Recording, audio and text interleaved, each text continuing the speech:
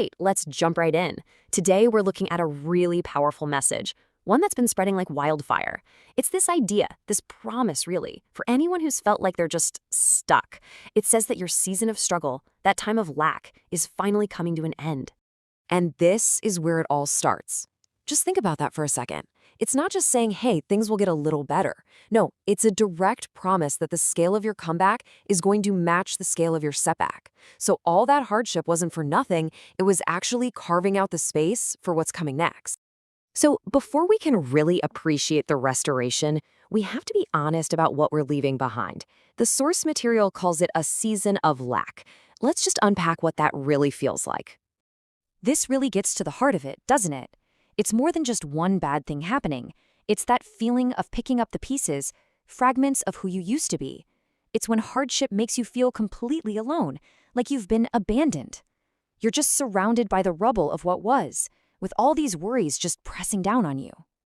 Okay, but this is where everything gets flipped on its head.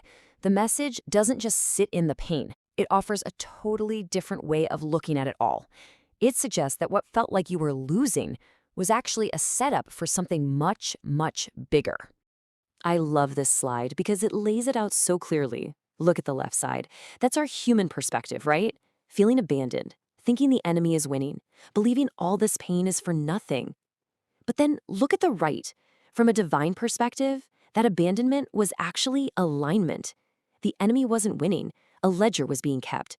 And that meaningless hardship? Nope. It was a foundation for a whole new kind of strength. And that's the key takeaway right here. The struggle had a purpose.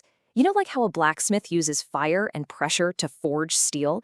That pressure in your life wasn't meant to crush you.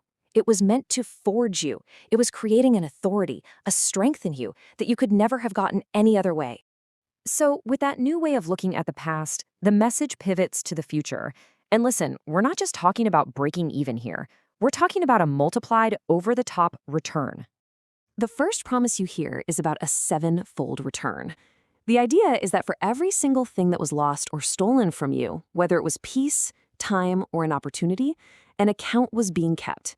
And now it's payback time, times 7. And as if that wasn't enough, there's a second promise that comes up again and again, a double portion. It's another layer of incredible restoration.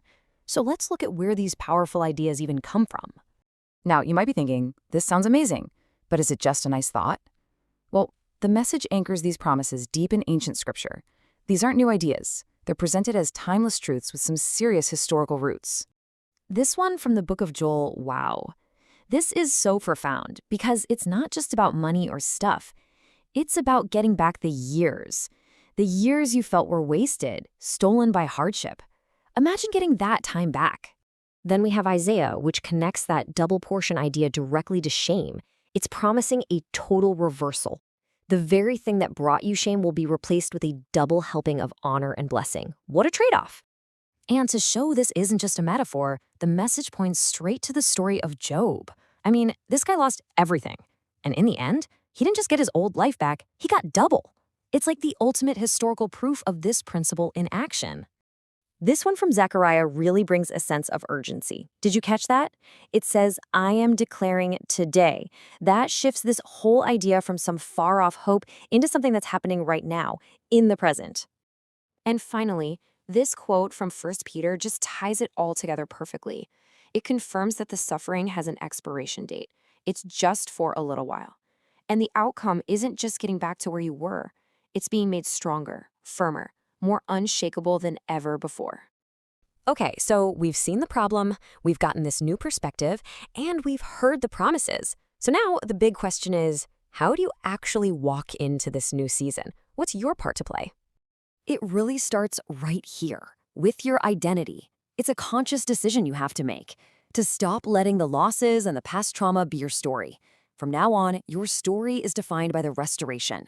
You're basically rewriting your own narrative from a place of victory. And here's the practical roadmap. 4 steps. First, you have to awaken from sorrow.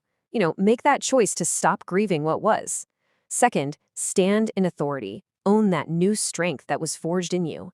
Third, step out of the shadows. Stop hiding or living small because of your past. And finally, walk in divine momentum. Move forward with this incredible, unstoppable purpose.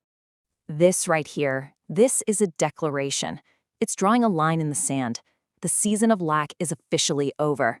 The era of your recovery has begun. It's a powerful way to mark a brand new chapter. And if you needed one last incredible promise, here it is.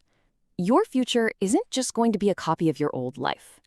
The idea is that the person you are becoming, the life that is being built now, will be so much more glorious, so much better than anything you ever had before.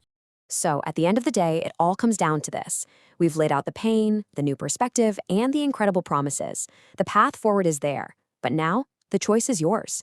The real question is, how will you choose to walk into your new season?